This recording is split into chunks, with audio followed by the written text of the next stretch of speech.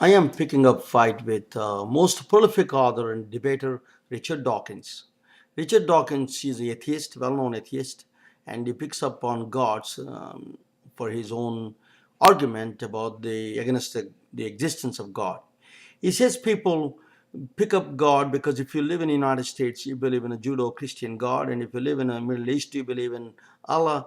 If you live in India, you believe in Krishna.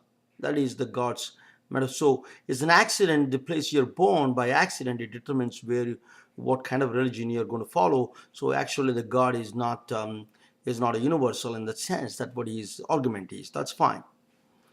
But the second argument, he says that the problem I have is that also he admits that there is a kind of God that Einstein refers to as a metaphor. A God is a metaphor. That's what he says. Einstein describes God in his talks.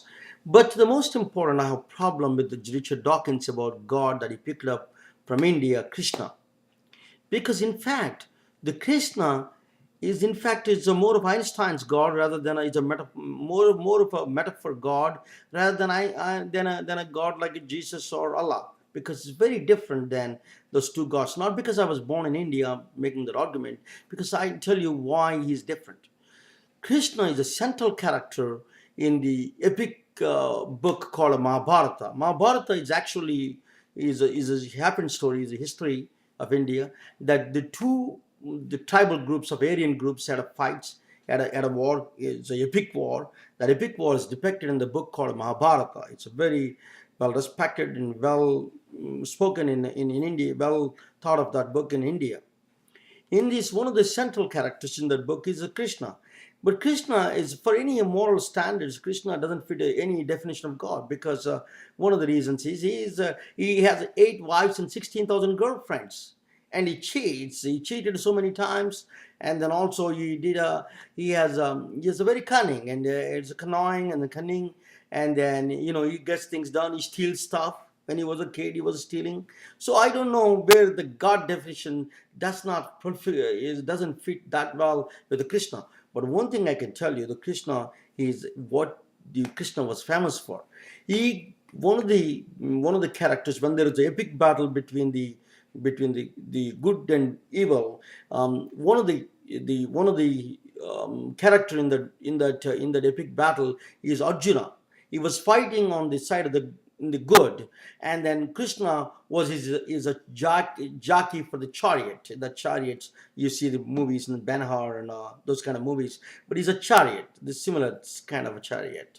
And one of the things that Arjuna, the character that was supposed to fight the evil, he had a problem with the fighting, because he says that I'm fighting against my own cousins, and my cousins, that are my first cousins. I don't want to kill them. I was playing with them when I was a kid. That's what he says to Krishna.